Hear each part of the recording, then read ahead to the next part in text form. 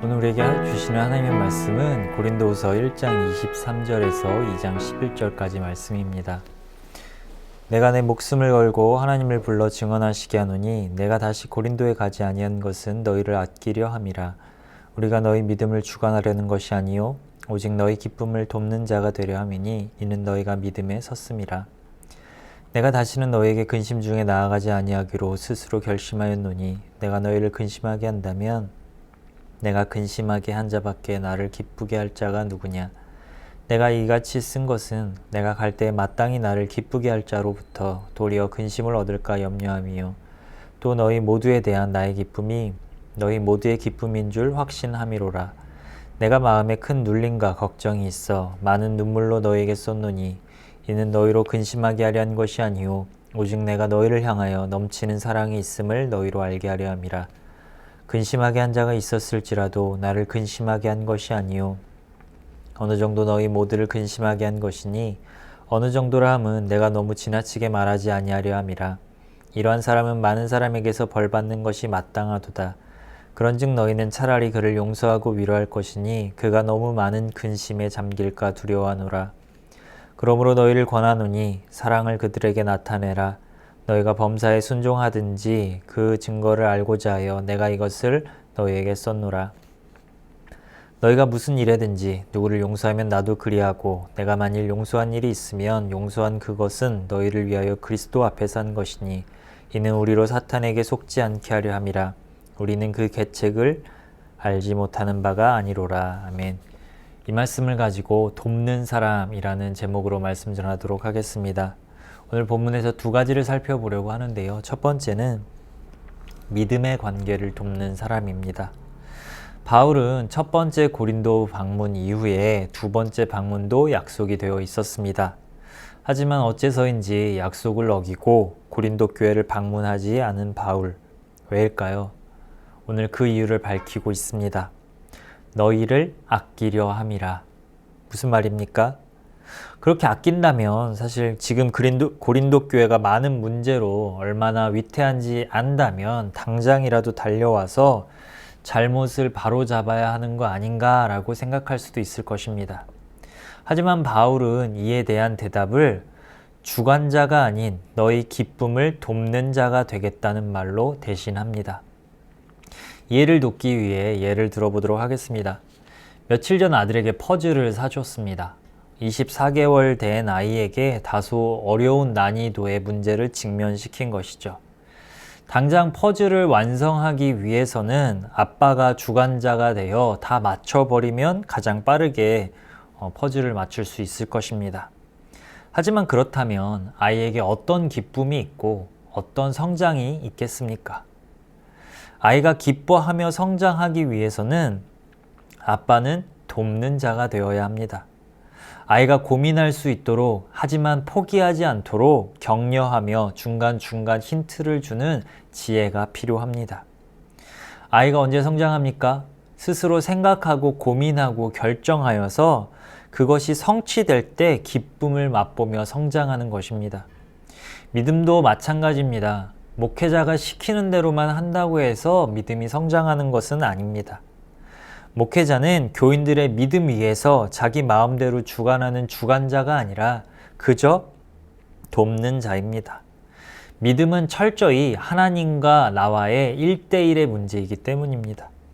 에베소서 2장 8절에 이렇게 나와 있습니다. 너희는 그 은혜에 의하여 믿음으로 말미암아 구원을 받았으니 이것은 너희에게서 난 것이 아니요 하나님의 선물이라.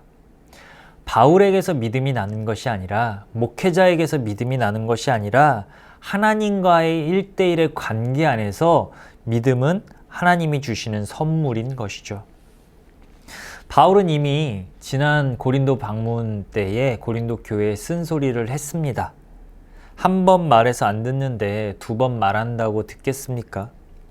이제는 하나님 앞에서 스스로 생각하며 고민하며 씨름하는 시간이 고린도 교회의 필요함을 바울은 알았던 것입니다. 성도들은 지금 바울이 문제 해결의 주관자가 되기 원합니다.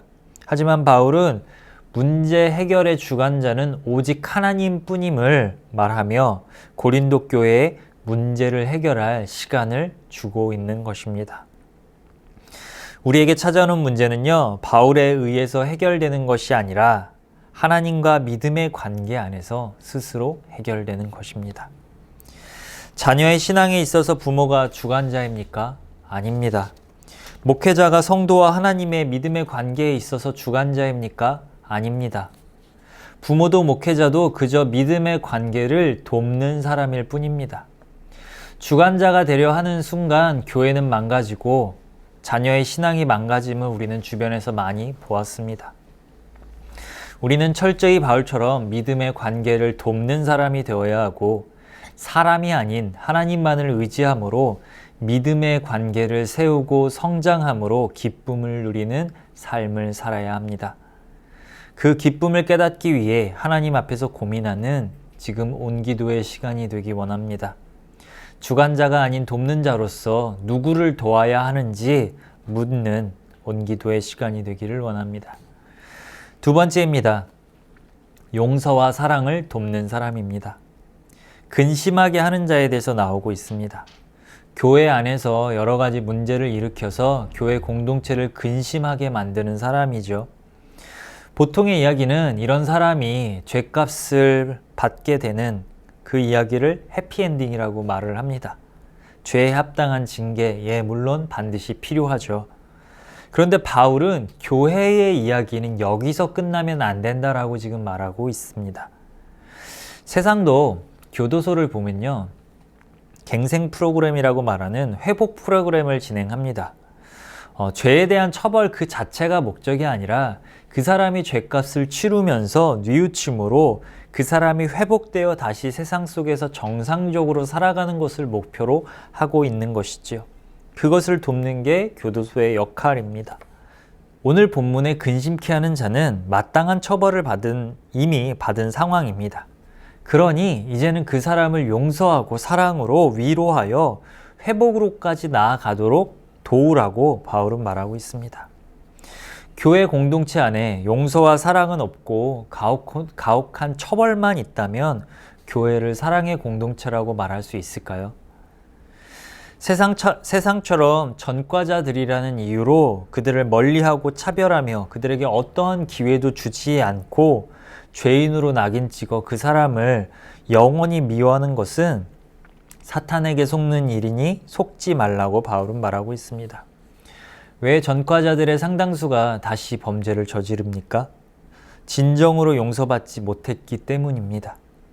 여전히 죄인이라는 낙인에 묶여 사랑받지 못하기 때문이죠. 이렇게 이야기하며 이렇게 말하는 사람이 있을 거예요. 아니, 그럼 무조건 용서합니까? 아닙니다. 처벌은 반드시 필요합니다. 그것이 공의이기 때문이죠. 너무 가볍게 처벌해서 잘못을 뉘우칠 기회를, 회개할 기회를 빼앗아서도 안 됩니다. 하지만 너무 가혹함으로 고립시켜 예수 그리스도의 몸을 떠나게 해서도 안 된다라는 말이죠.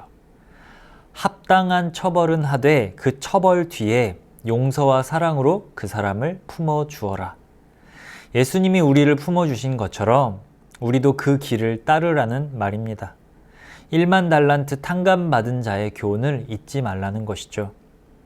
예수님의 용서와 사랑으로 인해 자신 같은 죄인 중의 괴수가 그리스도의 사도가 되어 복음을 전하러 다니는 삶이 된 것처럼 공동체를 근심케 하는 자가 용서와 사랑을 통해 예수님을 돕는 그런 사람이 될 수 있도록, 처벌로 인해 상해 있는 그들이 공동체의 기쁨이 되는 자가 될 수 있도록 우리는 그들을 도우라 바울은 말하고 있습니다. 그것이 사탄에게 속지 않고 그리스도 안에서 화평을 이루는 길이라고 말하고 있는 것이죠. 부모님에게 회초리를 맞고 눈물 흘리며 회개하는 자녀를 두고 넌 아직 멀었어, 다리가 부러질 때까지 더 맞아야 해, 때리는 부모가 사랑을 논할 수는 없습니다. 부모는 용서와 사랑으로 자녀가 잘못을 돌이켜 선을 회복하도록 돕는 사람입니다. 죄를 깨달을 수 있을 정도의 합당한 회초리 후에는 반드시 용서와 위로로 사랑을 전해야 합니다. 오늘 본문 8절, 그러므로 너희를 권하노니 사랑을 그들에게 나타내라. 주님, 이 말씀의 성취를 간구합니다. 그런데 제 안에 사랑이 없는 거 아시죠? 예수 그리스도의 사랑이 나를 품으신 것처럼 저들을 품을 수 있도록 당신의 사랑이 잘 흘러가도록 돕는 사람이 되기 원합니다. 나를 사용하여 주십시오. 간구하는 온기도의 시간이 되기 원합니다. 사탄을 이기는 힘은 결국 십자가의 사랑이었음을 기억하며 공동체 안에 용서와 사랑이 자리 잡도록 우리는 어떻게 도울 수 있을지 묻고 답을 구하는 온기도의 시간이 되기 원합니다. 기도하시겠습니다. 하나님, 우리를 돕는 자로 불러주셔서 감사합니다. 주님, 우리는 자꾸 우리가 주관자가 되어 내 뜻대로 내 생각대로 행하려고 하는 그 순간들이 너무나도 많이 있습니다. 하나님, 그 교만함을 내려놓게 하여 주시고 오직 하나님만이 주관자이심을 깨닫고 그 하나님의 뜻을 이루는 그 일에 우리가 작게나마 도움이 될 수 있는 그 역할을 감당하게 하여 주십시오. 그것이 주님이 우리에게 허락하여 주신 최고의 은혜임을 고백합니다. 용서와 사랑으로 이 세상 가운데 하나님의 그 사랑을 흘려보낼 수 있도록 주님 우리를 사용하여 주십시오. 그렇기 때문에 더욱더 주님의 은혜가 필요합니다. 공의와 사랑의 하나님, 하나님의 그 성품을 이 땅 가운데 당당하게 아름답게 전할 수 있도록 오늘 하루 우리를 사용하여 주시옵소서. 예수님의 이름으로 기도드립니다. 아멘.